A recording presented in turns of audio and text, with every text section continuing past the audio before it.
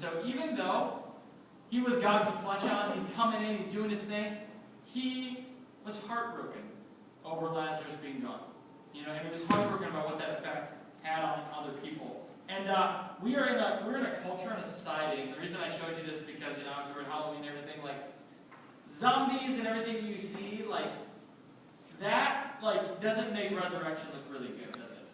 Like, it doesn't make you really excited about resurrection, because you usually freak out about what's resurrected then. Like, you're just like, okay, if that's what, is coming, I'm not a fan of resurrection. But here's the deal, when God does it, when Jesus in the flesh does it, it's different, and it's legitimate. It's not made up, it's not this whole fantastical thing, it's something different. And so, one of the things that I think we learn, and I wanted to look at some different things we learn about Jesus, and I believe the three things that I was pulling out of this that I believe that we learn about Jesus is, number one, that Jesus is trustworthy. Jesus had this relationship with Lazarus. He had this relationship, and he's told them, if you read John 11, which is there's a whole big thing about John 11, there's like about 57 verses in there. And one of the thing that you read in this passage is that he says, I am the resurrection.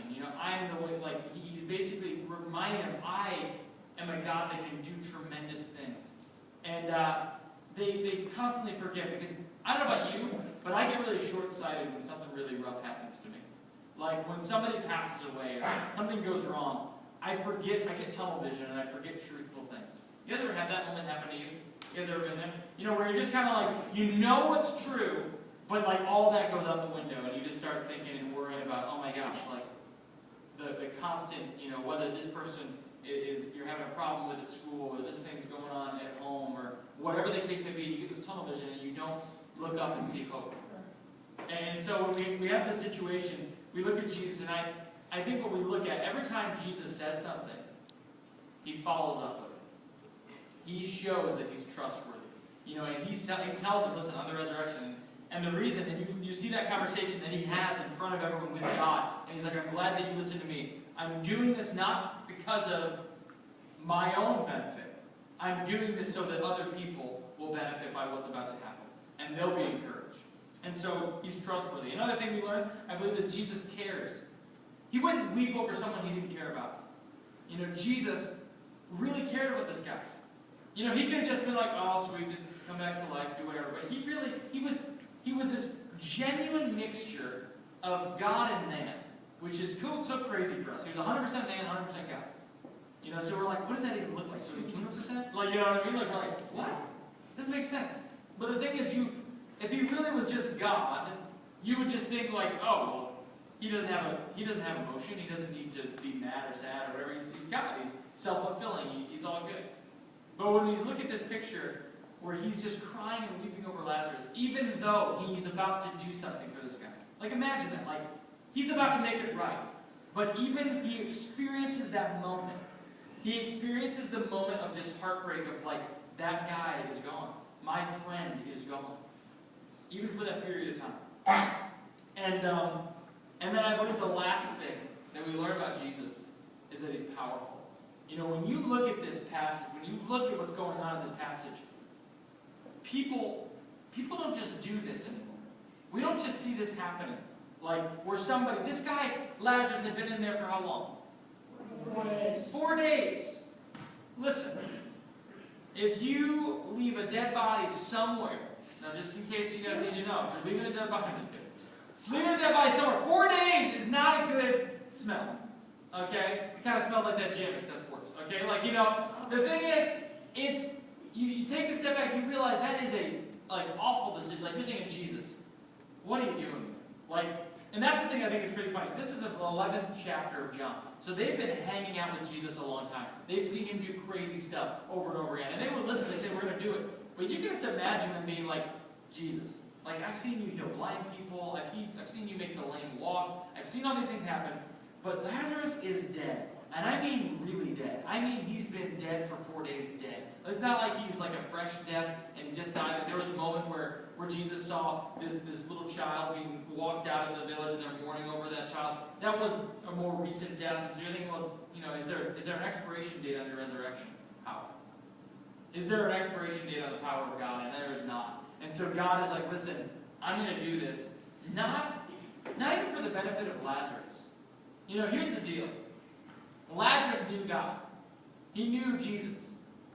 So coming back to earth is kind of a bummer.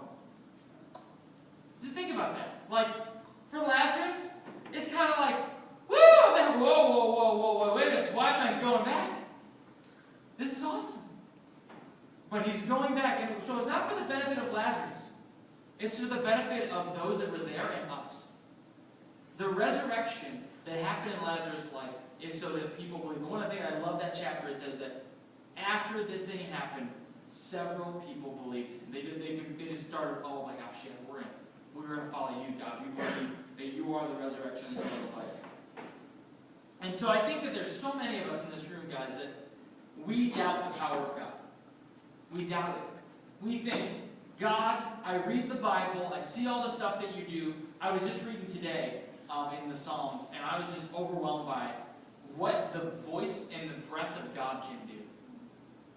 Like, just think about that. If you read the scriptures, the breath of God creates universes. Like, that's ridiculous. Like, just think about that. Like, he goes, universes, planets, stars, everything. When we breathe, we're just like, sweet, we're alive. Awesome, right? Or like, gotta check my breath, right? That didn't smell very good. Like, I just had onions or something. You know, like, but with God, he's like, boom, all this given resistance. He breathes into the dirt. Just and creates us. Isn't that crazy? Like, his breath is so powerful, and we doubt the power of God to help us navigate even minute situations that in his eyes are just nothing. Because guys, if God's breath can do that, what do you think that if God put his hand on a situation can do? If God has lent his spirit into us, you realize, like, we have the Spirit of God inside us. If you're a follower of Jesus Christ, you have the Spirit of God inside of you, which means you have this resurrection power inside of you. You have the ability to speak life into people. How many of you guys have had a moment where someone really spoke something really nice to you in a day and it just really cheered you up? You guys ever had that? Like, someone just came up to you and they were just like, your hair looks awesome, and you're like, I needed to hear that. Like, you know, maybe you just have a really bad day, and you have somebody to speak life into you. If you're a follower of Jesus, you have that power. You have resurrection power inside of your bones that you can speak into other people and be a blessing to. And so, before we dive into our small groups and go, I have some questions for you, some things I want you to think about when we're thinking about these things, as we look at them. You know, first of all, I think this is a really important question, because I think that many of us know the Sunday school answer to it, but we don't really believe it. Do you really believe that God can do impossible things? Because raising dead people is impossible. It's impossible.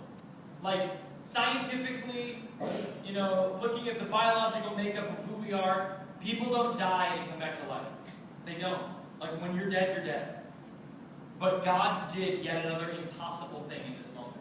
And he took someone that was dead for 4 days, brought him back to life. Like I said, not for the benefit of Lazarus, but for the benefit of the people around him. And several people came into faith and knowledge and understanding of who Jesus was. And sometimes, like, how many of you guys have things in your life that need to die and stay dead? You got some things in your life that need to die. That was a strange response, but I'm with you. Because, like, here's the thing. I know for me, there are things in my life that are ugly. There are things in my life that need to go away. And I heard this really good, you know, I've been talking about it a lot because I've been a fan of just listening to, you know, sermons and stuff. And this guy, Matt Chandler, is one of my favorite preachers, and he is awesome at the Village Church. And he said this thing. He was talking about this story of, like, a lion. And he asked the question, like, how many of you guys like the show when animals attack? Have you ever seen that show? Ever heard of that show? Basically, it's a show about when animals attack human beings for human beings being stupid. Normally, that's what happens. Like, he's just like, he's talking about, I'm always cheering for the animal. Because the human's an idiot. Like, they're the ones doing it. So, like, here's what happened, okay? In this one episode, of when animals attack. They're bringing out a lion on a chain Wow. and a leash thing. Like they're bringing it out, right? And then they have this girl lay across the lion, Wow. right? And then she gets attacked and bit. And everyone's getting interviewed. And they're like, I can't believe that happened. I can't believe that lion, that he bit us. Literally, a lion thinks about killing or is killing something at all times. That is what a lion does. So, here's what we do. There's some of us in this room that would rather keep the lion alive and figure out how we can do this thing. We'd be like, you know what, I'm just gonna tame the lion. I'm gonna make sure, it doesn't do that again. I'm gonna do something, I'm gonna do a different trick. Instead of doing what needs to be done and take that lion out back and shoot it in the head and be done with it. Because here's the deal, guys. There are things in your life that need to die. But you're not willing to let them go. You like them too much, even though they destroy you. There are things in your life that are destroying you right now that you like so much that even though you know it is eroding at the soul and the core of who you are, you still want it, and you still want to figure out how I can have that exist along with a relationship with Jesus. And so you need to ask yourself, are there things in your life that just need to die or stay dead if they've already been gone from your life? Like, I know there's things that God set me free from that I don't want to see ever come back, that need to be gone. And then the last thing is this thing about resurrection. What in your life needs to be brought back from the dead? What in your life? Like, maybe you have this moment, like I know that there's some of you in this room that had like a period of your life where you felt like really close to God. You guys ever had that moment? Like, you're like, I had like this sweet spot. Maybe it was a camp experience. Maybe it was a fall retreat. Something like that. Different things that were going on. Maybe you had those experiences. But some of us just get back in the lull of everything that's going on in our life. We just kind of go along. But God is saying, what in your life needs to be brought back to life? Because He can breathe and universes come out. And He can breathe and He can resurrect things that need to be right back where they need to be. You just got to invite Him into that process. And so, I just encourage you, maybe one of those questions hits you, maybe none of them do. I just encourage you,